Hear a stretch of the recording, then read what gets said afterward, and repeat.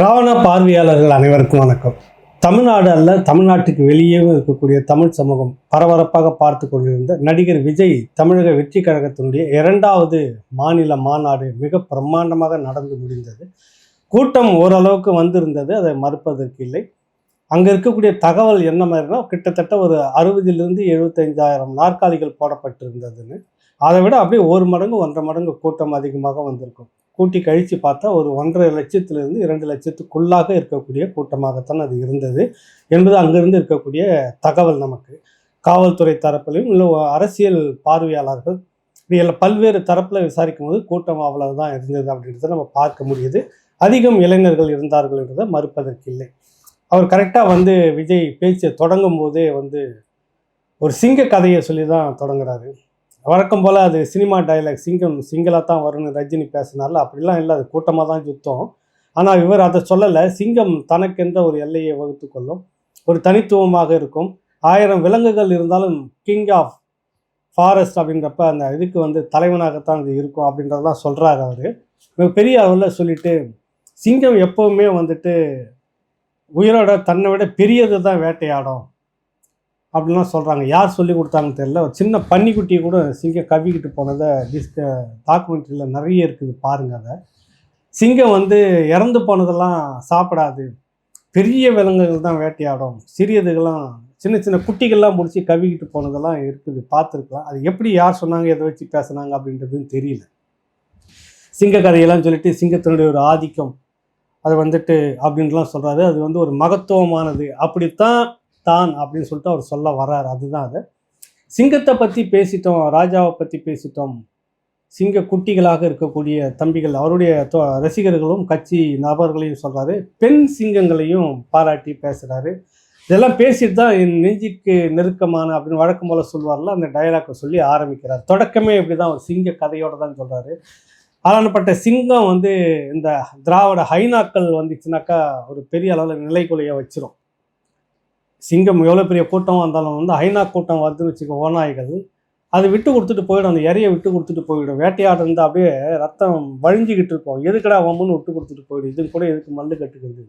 எதிர்க்கக்கூடிய துணிச்சல் சிங்கத்துக்கு இல்லை அப்படின்னு. புலிகளோட குணாதிசயம்ன்றது வரையறுக்கப்பட்டது. அதனுடைய தனித்துவம் என்பது உலகமே அறிந்த ஒன்று. அதுக்குன்னு ஒரு 5 கிலோமீட்டர் எல்லைக்கு வகுத்துக்கும், அதுக்குள்ளே யாரும் தன்னுடைய எதிரிகள் நடமாட்டம் இல்லாத அளவுக்கு தான் அது இருக்கும். இதனுடைய எல்லை இது வரைக்கும் அப்படின்ற மாதிரி இருக்கும். தனித்துவமான ஒரு குணாதிசயம் அதுக்கு. ரெண்டும் ஒப்பிட்டு சொல்லும்போது நம்ம சொல்ல வரோம், இதை விட இது மேலானது அப்படின்றோம். ஒரு சிங்கத்தை எடுத்து பேசியிருக்கிறார், சொல்லிட்டு தன்னுடைய மகத்துவம் சிங்கம் என்பதை அவர் சொல்ல வராரு. அது சிங்க குட்டிகள், சிங்க பெண் குட்டிகள் எல்லாத்தையும் சொல்கிறாரு. இதெல்லாம் சொல்லி முடிச்சுட்டு தான் ரசிகர்களுக்குள்ள வராரு. 2வது பாயிண்ட்டை மதுரைனால எனக்கு நினைவுக்கு வர்றது ஜல்லிக்கட்டு, வைகை, மீனாட்சி அம்மன் கோயில், இப்படித்தான் அப்படித்தான் எல்லாத்தையும் சொல்லிட்டே டக்குன்னு அப்படி விஜய் இந்த தேமுதிகனுடைய ரசிகர் கூட்டத்தை, தேமுதிகனுடைய வாக்காளர்கள் இருக்காங்க, விஜயகாந்த் கட்சியினுடைய அப்படி லக்கா அப்படி தூக்குறாரு. எனக்கு மதுரைனாவே இன்னொன்று ஞாபகத்து வர்றதுக்கு, கேப்டன் விஜயகாந்த் மிக பெருமையாக பேசி புகழ்ந்து 4 வார்த்தை புகழ்ந்து அவர் தான் எனக்கு ஞாபகம் வரும் அப்படின்றாரு. ஏன்னா விஜய்க்கு ஒரு கட்டத்தில் திருப்புமுனை சினிமாவுக்குள்ளாக ஒரு மறு வாழ்க்கையை கொடுத்ததே விஜயகாந்த் நடிகர் தான் அப்படின்னு ஒரு பேச்சு இருக்குது. அதை மனசில் வச்சுக்கிட்டு என்னன்னு தெரியல, இந்த மதுரை என்னாவே எனக்கு நடிகர் விஜயகாந்த் தான் அப்படின்றத ஒரு விமர்சனம் அங்கே இது ஒரு விமர்சனமாக பார்க்கல. இதெல்லாம் பேசிட்ட விஷயம் தானே, இதில் என்ன பார்க்குன்னு நீங்கள் பார்க்கலாம். அது இல்லை, இதில் ஒரு பக்கத்தினுடைய மறுபக்க விமர்சனம் என்னன்றதை வைக்கிறேன். அமரர் எம்ஜிஆர் அவர்களை பற்றி சொல்கிறார். மதுரை இந்த மாநாடு மிகப்பெரிய அரசியல் திருப்புமுனையாக வந்தது. எம்ஜிஆரை பற்றி எல்லாம் சொல்லுவாங்க, இங்கேருந்து தான் அரசியல் திருப்புமுனை வந்தது அப்படின்லாம் சொல்லுவாங்க. நான் அவரோட இருந்ததில்லை, பழகினதில்லை. ஆனால் எம்ஜிஆரை மனதில் சுமந்து கொண்டு இருக்கக்கூடிய மாபெரும் தலைவராக கேப்டன் விஜயகாந்த் தான் எனக்கு நினைப்புக்கு வராரு. அப்படியே தேமுதிகனுடைய ஒரு செக்டாருடைய வாக்கை இழுக்கிறதுக்கான வசீகரத்தை அதுக்குள்ளே வச்சிருக்கிறாரு. வச்சு தான் பேசுகிறேன். நல்ல பிளானட் ஸ்கிரிப்ட், அது நல்லா ப்ரிப்பேர் பண்ணிட்டு வந்திருக்கிறாரு. இந்த மாதிரி பார்த்து விட்டு விட்டுலாம் படிக்கலை, நான் ஸ்டாப் ஆக மெமரி பண்ணியிருக்கிறாருன்றது நல்லா தெரியுது. இங்கே தேமுதிக விஜய் ரசிகர்களாக இருக்கக்கூடிய இளைஞர்கள்லாம் தான் பக்கம் கொண்டுட்டு வர்றதுக்கான ஒரு யுக்தி இந்த இடத்துல வச்சுக்கிறாருன்னு புரிஞ்சிக்க முடியுது. அடுத்தது இவங்க இந்த பிரதான முழக்கமாக வச்சுக்கிறாங்க 1966 1977 அரசியல் திருப்புமுனை. அண்ணா அப்போ எப்படி காங்கிரஸை வீழ்த்திட்டு முதலமைச்சராக வந்தாரோ, எம்ஜிஆர் எப்படி 77 இந்த திமுக கருணாநிதியை வீழ்த்தி விட்டு முதலமைச்சராக வந்தாரோ, அதுபோல் 2026 மிக பெரும் ஒரு எழுச்சி திருப்பு முனை இருக்கும் அப்படின்னு சொல்ல வர்றாரு. அது இதை எந்த அடிப்படையில் இதை சொல்கிறாருன்னு எனக்கு தெரியல. இதை பற்றி ஒரு தனியாக வீடியோ போட்டிருக்கிறேன் பாருங்கள். 67 என்ன நடந்தது, என்ன அரசியல் சூழ்நிலை, 77 என்ன நடந்தது, என்ன சூழ்நிலைன்னு நம்ம போட்டிருக்கிறோம். அதை போட்டு தெளிவாக வந்து பேசியிருக்கிறோம்.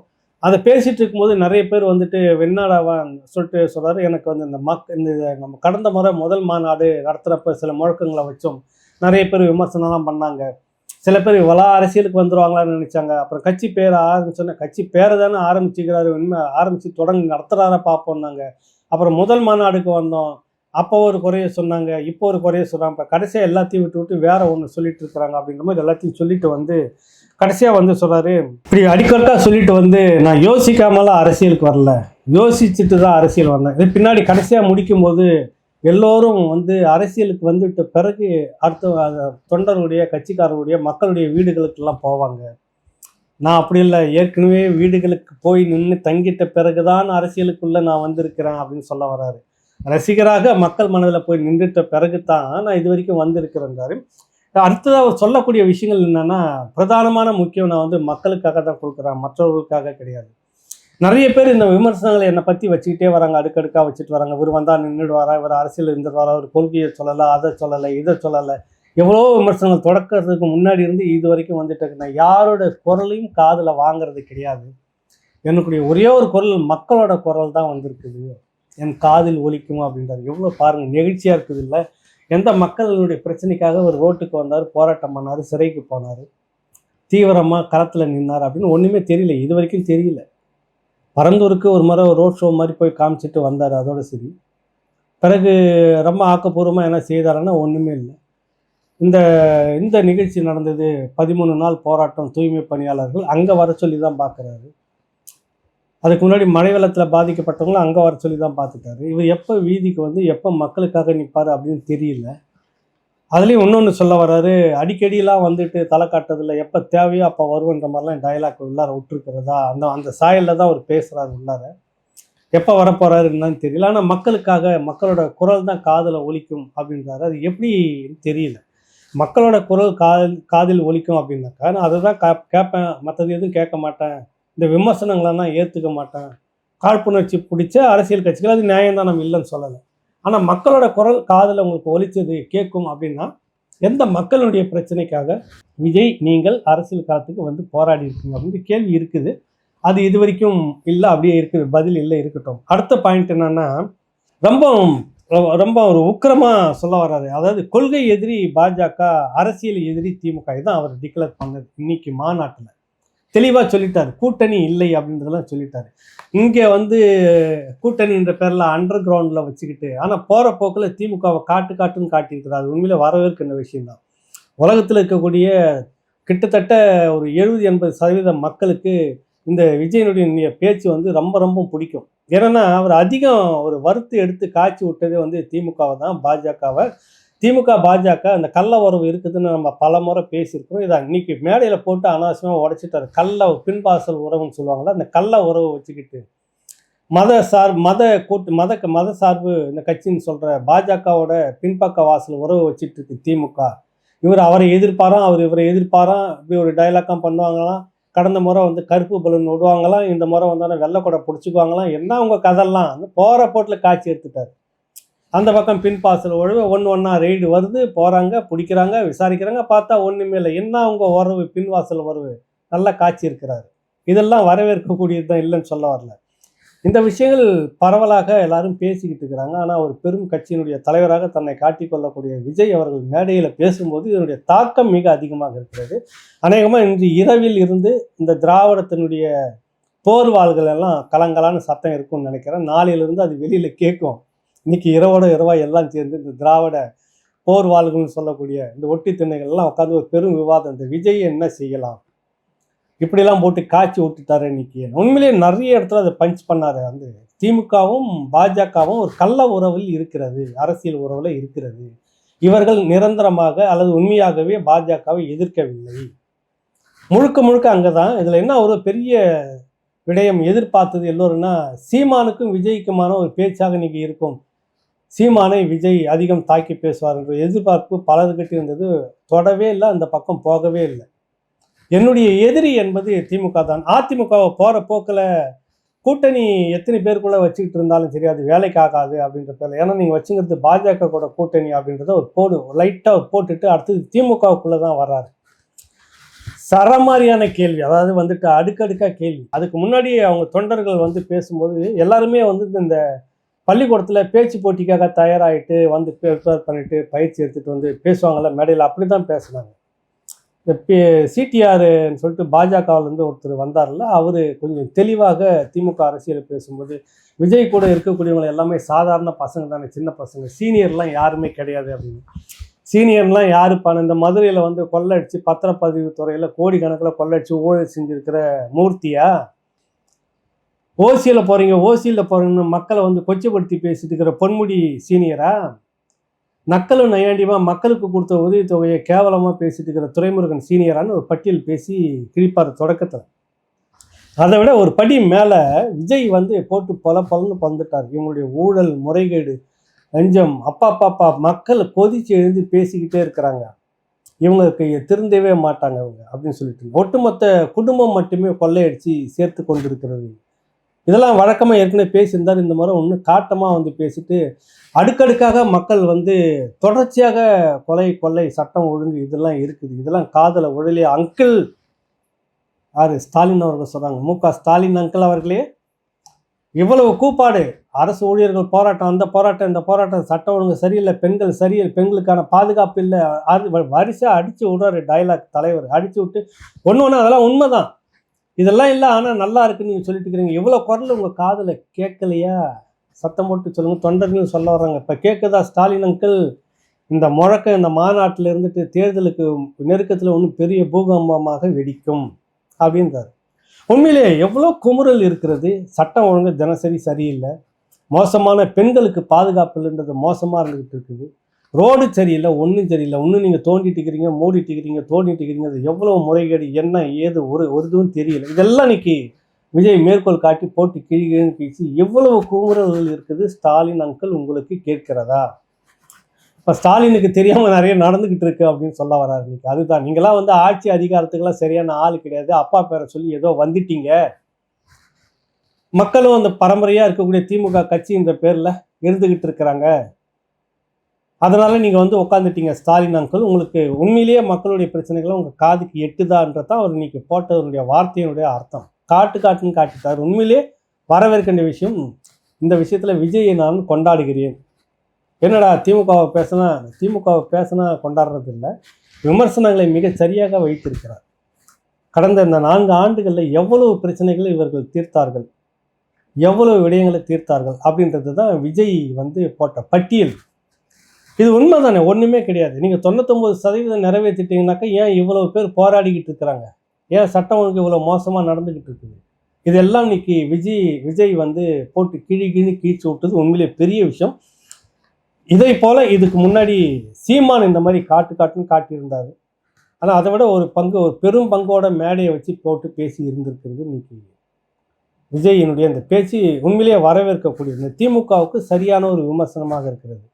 2026 உங்களுக்கான முடிவு கட்டாயம் இருக்கும் அப்படின்றது தான் அவருடைய உரையினுடைய முடிவாக இருந்தது. அடுத்ததாக 2026 யாருக்கும் போட்டியெல்லாம் கிடையவே கிடையாது. யாருமே கிரவுண்டில் இல்லையா, அதிமுக இல்லை, 2 பேருக்கு தான் போட்டி. ஒன்று டிவிக்கே, ஒன்று வந்து திமுக. 2 பேருக்குள்ள தான், இங்கே தான் இடிக்குது. அது ஒரு பாரம்பரியமாக திராவிட கட்சியில் இருந்து, அந்த திராவிட கட்சியில் இருக்கிற திமுக கருணாநிதி அவர்களுடைய துரோகத்தை எதிர்த்து வெளியில் வந்த எம்ஜிஆர் அவர்களுடைய அதிமுக ஒரு பக்கம் ஒன்றும் செல்வாக்காக இருக்கிறது. போகிற போக்கில் அதிமுக எம்ஜிஆர் அவர்கள் எப்படிப்பட்ட ஒரு உழைச்சி எந்த அளவுக்கு கொண்டு வந்திருந்தார் அதிமுக, இன்று அந்த இடத்துல இருக்கிறவங்க யார் தெரியுமா உங்களுக்கு? தொண்டர்கள் எல்லாம் குமுறி போயிருக்கிறார்கள், அதிமுக பக்கம் இருக்கிறவங்களே என் பக்கம் வந்துருங்கன்றார். வேற ஒன்றும் இல்லை. இதனுடைய சூசக தகவல் என்னன்னா, அதிமுக பக்கம் ஒன்றும் இல்லை, அது நீங்கள் வந்துருங்க என் பக்கம் அப்படின்றத இழுக்கிறாரு. இன்னைக்கு அந்த அதிமுகவில் யார் இருக்கிறாங்க? அதிமுக எம்ஜிஆர் இல்லை, அது பிற்பாடு வந்து செல்வி ஜெயலலிதா அவர்கள் இல்லை, அவர்களுக்கு தொண்டராக இருந்து உயர்ந்து வந்த ஒரு சாமானியன் இன்னைக்கு வந்து தலைவர் பதவியில் இருக்கிறாங்க. வாரிசு அடிப்படையில் வரல இல்லை. கலைஞர், கருணாநிதியாக அடுத்தது ஸ்டாலினுக்கு அடுத்தது உதயநிதிக்கு அடுத்தது இன்பநிதி, இப்படி யாரும் வரல இல்லை.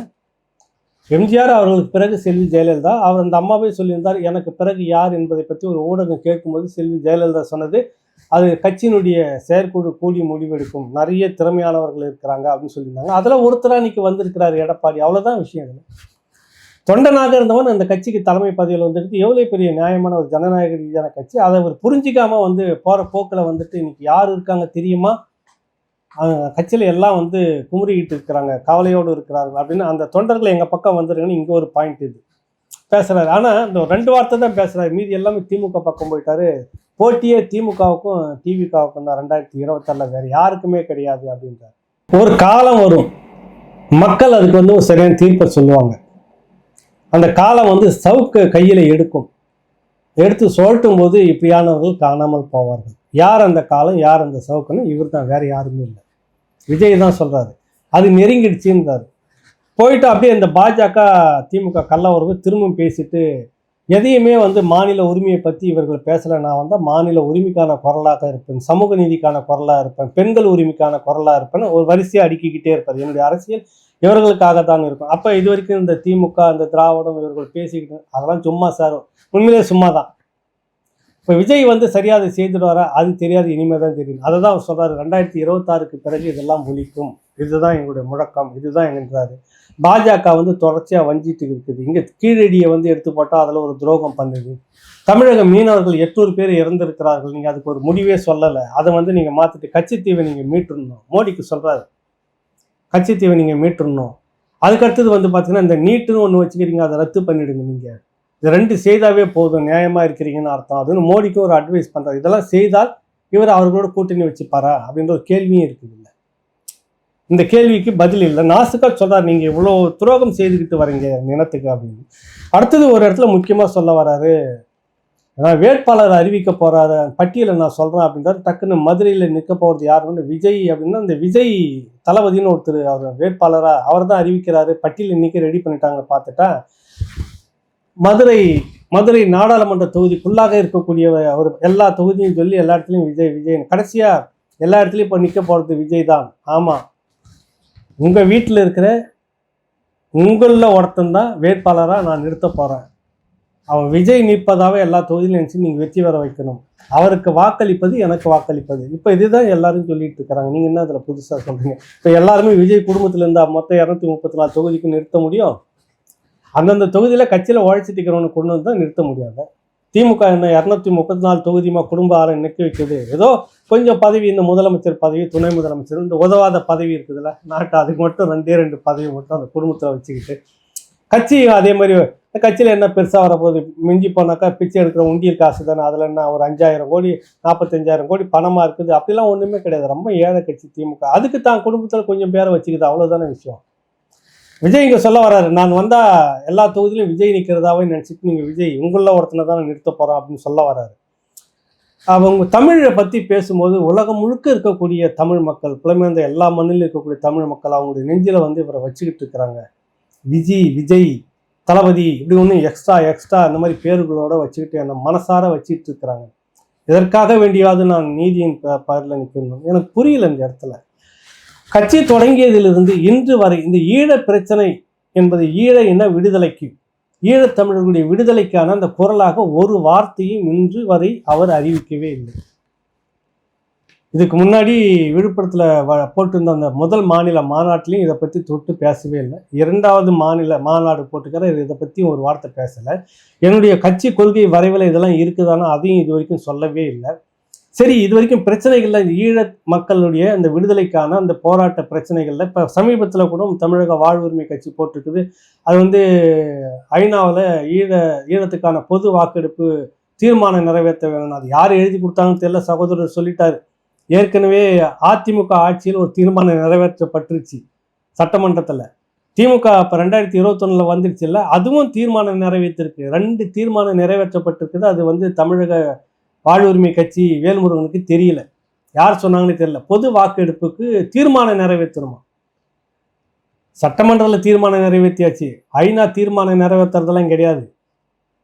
இவர் எதை வச்சு என்ன பேசுறாங்க தெரியல. இவர் அந்த மாதிரி கூட பேசவே இல்லை. விஜய் ஈழ தமிழ் மக்களுக்காக ஒரு குரலையும் இதுவரைக்கும் ஒரு பிரச்சனையும் பேசலை. தமிழ்நாட்டிற்குள்ளாக இருக்கக்கூடிய ஈழத் தமிழர்கள் அகதிகள் முகாமிலையும் அகதி முகாமுக்கு வெளியில் இருக்கக்கூடிய அவர்களுக்கும் நூற்றுக்கணக்கான பிரச்சனைகளும் கொடுமைகளும் வேதனைகளும் இருக்கு. அதுக்கான ஒரு குரல் கூட கொடுக்கல. இந்த மண்ணுக்கு வெளியே புலமேர்ந்த மண்ணில் இருக்கக்கூடிய ஈழத் தமிழர்களுக்கு விடுதலைக்கான அந்த போராட்ட குரல்ல நிறைய சிக்கல்கள் அது சார்ந்து நான் ஆதரிப்பது இதை நான் இந்த இதை செயல்படுத்துவேன், இதற்காக நான் அழுத்தம் கொடுப்பேன், இதற்காக நான் போராடுவேன், இது என்னுடைய பிரதான கட்சியினுடைய பிரதான கொள்கை முடிவு ஒரு வார்த்தை இது வரைக்கும் சொல்லவே இல்லை.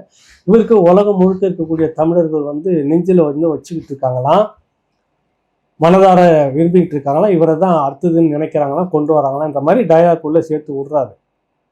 இது எப்படின்னு எனக்கு புரியல. நான் சாதகமானதையும் ஒருத்தர் சொல்கிறேன். சில விஷயங்கள் திமுகவையும் பாஜகவையும் விமர்சிக்கும் போது மிக சரியான விமர்சனம் அப்படின்றத நான் பாராட்டுறேன். உண்மையிலே அது வரவேற்கக்கூடியதாக இருக்குது. ஏன்னா அது பிடிக்காத கட்சி அதனால அப்படிலாம் சொல்கிறாரு, அது கிடையவே கிடையாது. உண்மை அதுதான். தமிழக மக்களுக்கு இன்று இருக்கக்கூடிய நிலையில் திமுக மீது ஒரு அதீத வெறுப்பு இருக்கிறது. இந்த வெறுப்பு எப்படி தெரியும்னா, இன்னும் சொல்லப்போனால் ஈஸியாக சொல்லிடுறேன். இப்போ நைட்டில் இருந்து நாளைக்கு காலையிலிருந்து இந்த திராவிட சொம்புகள்லாம் ஒரு பெரிய அலம்பல் பண்ணிட்டு தெரியும் பாருங்க, அதிலே தெரிஞ்சு போயிடும் விஜய் எந்த அளவுக்கு காய்ச்சி ஊத்துறாங்கன்றதுலேருந்து விஜய் சொன்னது எந்த அளவுக்கு நியாயம் அப்படின்றது தெரிஞ்சிடும். பேசுவதற்கான ஒரு கூட்டம், அதை வெளிப்படுத்துவதற்கான ஒரு ஊடக கும்பல், இதை வச்சுக்கிட்டு மட்டுமே திமுக நகர்ந்து கொண்டிருக்குது. அதை தான் இன்னைக்கு போட்டு உடைச்சாரு. இதை பற்றி பேசுங்க. இதை தாண்டி சரியானது அப்படின்னு பார்த்தீங்கன்னா, நீங்கள் ஈழத் தமிழர்களுக்கான ஒரு பெரும் குரலாக வந்திருக்கணும், பேசியிருக்கணும். அதில் என்ன உங்கள் முடிவு, உங்கள் நிலைப்பாடு என்னன்னு இது வரைக்கும் விஜய் சொல்லவே இல்லை. இவ்வளவுக்கும் அவருடைய குடும்ப பிரச்சனை நம்ம போக வேண்டியதில்லை. இவ்வளவுக்கும் அவர் திருமணம் செய்து ஒரு ஈழத் தமிழரை தான். இந்த வலிய வேதனையில் ஒரு பகுதி உங்களுக்கு தெரிஞ்சு இருக்கணும். அது கூட வேண்டியதில்லை. நீங்கள் அதுக்குள்ளே போகணும். ஒரு தமிழனாக, இந்த மண்ணின் மைந்தனாக, இங்கே இருக்கக்கூடிய இந்த பிரச்சனையில் நீங்கள் முக்கியமான ஆளாக இருந்தாக்கா, எம்ஜிஆர் அவர்களை நீங்கள் கட்சியினுடைய ஒரு இதுவாக நீங்கள் வச்சுட்டு இருக்கிறது உறுதியாக இருக்குதுன்னு சொன்னீங்கன்னாக்கா, நிச்சயமாக ஈழத்தமிழர்கள் விடயத்தில் நீங்கள் வாயை திறந்து பேசியிருக்கணும். என்னுடைய நிலைப்பாடு இது தான். ஒரு வார்த்தை எங்கேயுமே பேசாமல் அப்புறம் உலக தமிழர்லாம் உனக்காக ஒன்றா சேர்ந்து நிற்பாங்க, கூட உங்கள் குடும்பத்தில் ஒருத்தராக வச்சுருப்பாங்க, உங்களை தூக்குவார், உங்களை கொண்டு கோட்டையில் உட்கார வச்சுருவாங்க. எப்படி இது பேசவே இல்லையே? ஈழத்தமிழர்கள் பிரச்சனையில் எல்லா கட்சிகளும் தமிழ்நாட்டுக்குள்ளே இருக்கக்கூடிய துரோகிகளாக இருந்த கட்சிகளும் பேசி முடிச்சுக்கிட்டு இருக்கு, இன்னும் பேசிக்கிட்டு இருக்கு. ஏன்னா அது தொடாமல் அரசியல் இருக்காது அப்படின்னு சொல்லிட்டு அந்த சூழ்நிலையை நாம் தமிழர் கட்சி சீமான் ஏற்படுத்தி இந்த நிமிடம் வரை வர 26க்கு பிறகும் கூட அந்த பெரும் அலையை உருவாக்கி அவர்களை தவிர்த்து விட்டு இங்கே யாரும் அரசியல் பேச முடியாத இந்த சூழ்நிலையை கொண்டு வந்ததே இந்த 16 ஆண்டு காலத்தில் நாம் தமிழர் கட்சி செய்திருக்க மிகப்பெரிய சாதனை. நீங்கள் அதை என்ன தொட்டிருக்கீங்களா, பேசியிருக்கீங்களா, ஏதாவது செயல்பட்டிருக்கீங்களா? எதுவுமே இல்லை. ஏன் இந்த நிலைமை அப்படின்றது ஒன்று இருக்குது. இதை நீங்கள் கட்டாயம் மறுபரிசீலனை பண்ணணும். அந்த மக்களுக்கான ஒரு பகிரங்கமான ஒரு அறிவிப்பை நீங்கள் கொடுத்தாகணுன்ற நேரத்தில் இந்த நேரத்தில் நம்ம வலியுறுத்துகிறோம். இன்னொன்று, இவருடைய அந்த ஒரு படத்தை நீங்கள் பார்க்குறப்ப அது அவர் ஏற்றுக்கலாம், அது ஒன்றும் பிரச்சனை இல்லை. வேலு நாச்சியார் அவர்களை சொல்கிறார்கள். அடுத்தது பார்த்தீங்கன்னா உங்களுக்கு பெருந்தலைவர் காமராஜர், அப்புறம் பெரியார், அம்பேத்கர், இவர்கள் எல்லாருமே சொல்லும்போது வன்னியர் சமூகத்திலிருந்து எல்லாத்தையும் ஒருத்தர் சொல்கிறாரு. எல்லாரும் சேர்ந்து இவருக்கு அந்த கோட்டையை எடுத்து கையில் கொடுக்குற மாதிரி ஒன்று காட்டுறாரு. படம் வரிசையாக வச்சுருக்காங்க. 5 படம். நடுநாயகமாக பெரியார் இருக்கிறார். இடது பக்கத்தில் வலது பக்கத்தில் பெருந்தலைவர் காமராஜர், அப்புறம் வேலு நாச்சியார், அப்புறம் இந்த பக்கத்தில் பார்த்தா நம்ம அண்ணல் அம்பேத்கர். நான் தெரியாமல் தான் கேட்குறேன், உங்களுக்குலாம் யார் தான் புத்தியை சொல்கிறேன், உங்களுக்குலாம் யார் தான் ஆலோசனை, எல்லாமே அறகுறையாக உட்காந்துங்கிறத கூட வச்சுக்கிட்டு இருக்கிறீங்க. ஒரு 5 நிமிஷம் ஒரு விஷயத்தை தெளிவாக பேசும்போது அவங்க புசி ஆனந்திருக்கு சொதப்பி குழப்பி இதான் ஒரு 4 மொழியை போட்டு உள்ள உண்டியில் போட்டு குலுக்கிய வெளியே கொட்டினா என்ன இருக்கும்? ஏன்னா அந்த மாதிரி பேசுகிற ஆட்கள் அவங்க ஆதவ அர்ஜுன் வேற, எப்படியான ஒரு தெளிவாக பேசக்கூடிய ஆட்கள் ஒருத்தருக்குள்ள இந்த ஒருத்தர் பேசி நின்றார், நம்ம சகோதரர் ஆர்ஜேவாக இருந்தார். யாருமே தெளிவாக பேசுகிற மாதிரி ஒருத்தரும் இல்லை.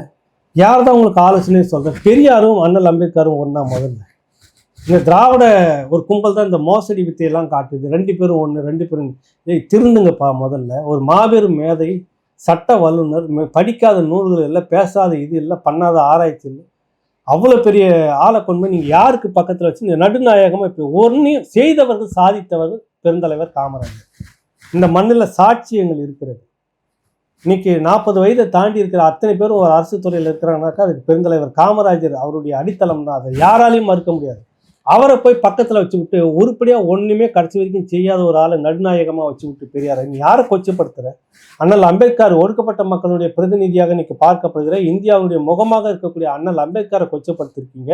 இந்த மண்ணுக்கு மகத்தான ஒரு மாமனிதராக இருக்கக்கூடிய பெருந்தலைவர் காமராஜர் ஒட்டுமொத்த இந்தியாவே தலை குனிந்து அவரை வணங்கி ஒரு மாபெரும் தலைவனாக கிங் மேக்கர் அப்படின்னு இந்திய அரசியலில் மாபெரும் தலைவர்களை உருவாக்கிய ஒரு பெரிய மேதை பெருந்தலைவர் காமராஜர் அவர்களை ரெண்டுமே பக்கத்தில் வச்சு நடுநாயகமாக உங்களுக்கு வச்சுட்டிங்களா? அவரை எதுக்கு வச்சிங்க? என்ன சாதிச்சிருக்கிறார் இந்த மண்ணில்? பேசிக்கிட்டே இருந்துட்டுன்னா அவங்களுக்கு அறிவாளியா? இல்லை பேசிக்கிட்டே இருந்துட்டாருன்னா அவர் சாதிச்சவரை? என்ன நடந்துச்சு? அவர் பேசுனதை வச்சு இந்த கிட்டத்தட்ட 70 ஆண்டு காலம் இந்த திராவிட அரசு இது வரைக்கும் என்ன சரியில்லைன்னு தான் நீங்களே அரசியலுக்கு வரீங்க. அப்புறம் எதுக்கு திரும்ப அதையே தூக்கின்னு வந்து வைக்கிறீங்க சரி, அதுக்கு நீ எங்கே வைக்கணும்? அதை அவருக்கு பிறகுதான் எல்லாருமே அப்படின்னு ஒரு கட்டமைப்பு எதுக்கு காட்டுறீங்க விஜய்? உங்களுக்கு யார் இதெல்லாம் மக்கள்கிட்ட திரும்ப நீங்கள் மரணடி வாங்க வேண்டிய ஒரு சூழ்நிலை வந்துச்சு. அதுவே ஒன்றும் இல்லாதது ஒரு சொல்லிட்டு தூக்கி போட்டு போகிற ஒரு அரசியல் நீங்கள் தொடங்கிடுச்சு. நீங்கள் நடுநாயகமாக அதுவும் பெருந்தலைவர் காமராஜரை கொச்சப்படுத்திட்டு, இந்த பக்கம் வேலுநாச்சியரை கொச்சப்படுத்திட்டு, இந்த பக்கம் இந்த வன்னியர் சமூகத்தில் இருக்கக்கூடிய பிரதிநிதியாக இருக்கக்கூடிய பெரிய போராளியை நீங்கள் கொச்சப்படுத்துறீங்க, இன்னொருத்தர் அண்ணலை கொச்சப்படுத்துறீங்க. என்ன நீங்கள் என்ன நினச்சிக்கிட்டு செய்கிறீங்க? இதெல்லாம் இது சரியான அரசியல் அல்ல அப்படின்னு திரும்ப உங்களுக்கு வலியுறுத்தணும். இது வரைக்கும் நீங்கள் பேசுனதுல எல்லாமே ஓரளவுக்கு சரியாக இருந்தது, எதையுமே நம்ம மறுக்கலை. திமுக மீதான உங்கள் விமர்சனங்கள் எல்லாம் நியாயமானது. நீங்கள் 50 தலைவர்களும் காட்டிக்கிறப்ப அவங்களுக்கான மரியாதை முதல்ல எப்படி வைக்கணும்னு நீங்கள் பார்த்துக்கணும். யாருக்கு யார் ஒன்று புரோட்டோகாலும் தெரிஞ்சிருக்கணும், யாரை நடுநாயகமாக வைக்கணுன்றது தெரிஞ்சிருக்கணும். எந்த விதத்தில் நீங்கள் இந்த படத்தை வச்சுக்கிட்டு பண்ணுறீங்க? அப்புறம் பார்த்தீங்கன்னாக்கா எல்லோரும் சேர்ந்து கோட்டை இருக்கணும், உங்களுக்கு கோட்டை இந்த தலைமைச் செயலகம் தமிழ்நாடு அரசு உங்கள்கிட்ட தூக்கி கொடுக்குறதா ஒரு இடத்த நீங்கள் காட்டுறீங்க. பாடலில் அந்த பாடல்லையும் நீங்கள் பெரியாரை தான் அந்த வார்த்தையை வைக்கிறீங்க, வேற தலைவர்கள் இல்லையா? யார் உங்களுக்கான ஆலோசனை சொல்லிட்டு இருக்கிறாங்க?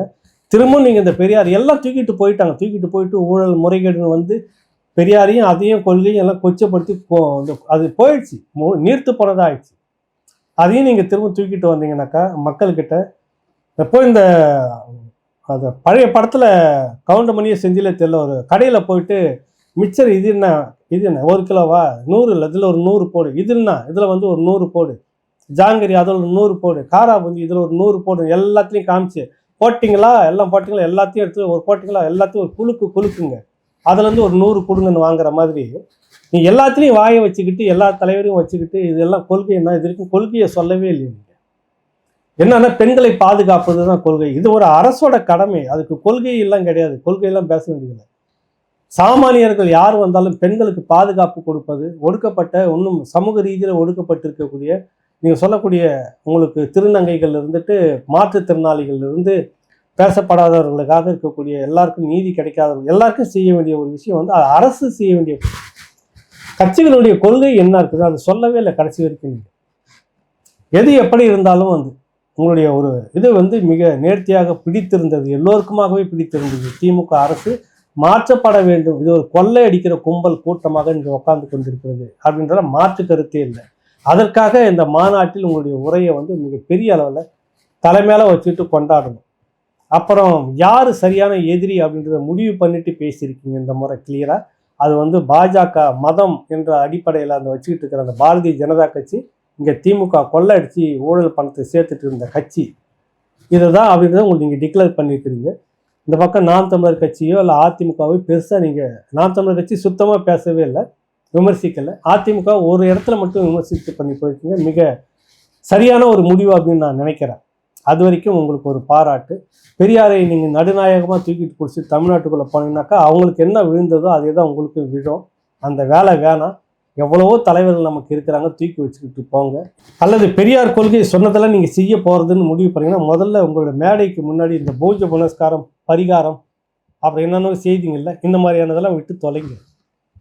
நாங்கள் பெரியாரையும் வச்சுப்போம் பெருமாளையும் வச்சுப்போம், நீங்களும் பயணிக்காதீங்க. அதுதான் உங்களுக்கான ஒரு கோரிக்கையாக நம்ம சார்பில் வைக்கிறோம். மிக நேர்த்தியான உரை வீச்சு என்று முடித்த விதமும் மிக சரியாக முடிச்சிருக்கீங்க. 2026 என்பது யாரை தோற்கடிக்க வேண்டும் என்பதில் மக்கள் உறுதியாக இருக்க வேண்டும். அதுக்கெல்லாம் சேர்ந்துக்கிட்டு இருக்கு. குட்டி ராஜா கதை சொல்லுவார். அதுக்கு முன்னாடி ஒரு முக்கியமான விஷயத்தை பேசணும்னா, தாமரையில் தண்ணி ஒட்டவே ஒட்டாது, எந்த காலத்திலுமே ஒட்டாது. அதுபோல் தமிழக மக்கள் தாமரையோடு எந்த காலத்திலையும் ஒட்டவே மாட்டாங்க. ஒரே போட்டாச்சு. அது யாருக்கு சொல்றாரு? இதெல்லாமே பேசுனது தான். அதை ஏன் நம்ம பேசுறோம்னா, இதுக்குள்ள ஒரு அரசியல் இருக்குது.